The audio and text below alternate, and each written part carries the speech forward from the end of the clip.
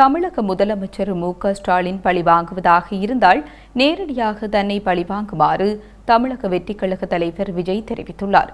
கரூரில் தமிழக வெற்றிக்கழக தலைவர் விஜயின் பிரச்சார கூட்டத்தில் ஏற்பட்ட நெரிசல் மற்றும் உயிரிழப்புகள் தொடர்பாக சமூக வலைதள பதிவில் வெளியிட்டுள்ள காணொலியில் இவ்வாறு குறிப்பிட்டுள்ளார்.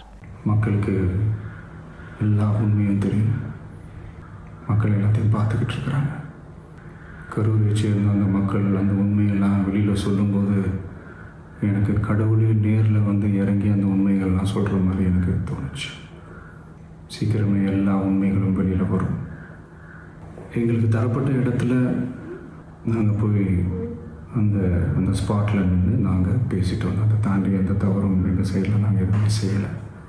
பட் இருந்தாலும் எங்கள் கட்சியை சேர்ந்த நிர்வாகிகள் தோழர்கள் மேலே எஃப்ஐஆர், அது மட்டும் இல்லை சோஷியல் மீடியாவை சேர்ந்த நண்பர்கள் தோழர்கள் அவங்க மேலே எஃப்ஐஆர்லாம் போட்டு இப்போ பிடிச்சிக்கிட்டு இருக்கிறாங்க. சிஎம் சார், உங்களுக்கு ஏதாவது இந்த பழி வாங்கணும் அப்படின்ற எண்ணம் ஏதாவது இருந்துச்சுன்னா என்ன வேணாலும் பண்ணுங்கள். அவங்க மேலே கை வைக்காதீங்க. நான் ஒன்று வீட்டில் இருப்பேன், இல்லை நான் ஆஃபீஸில் இருப்பேன். என்ன வேணாலும் செய்யுங்க. நண்பர்களே, தோழர்களே, நம்மளோட அரசியல் பயணம் இன்னும் ஸ்ட்ராங்காக இன்னும் தைரியத்தோடு கண்டினியூ ஆகும்.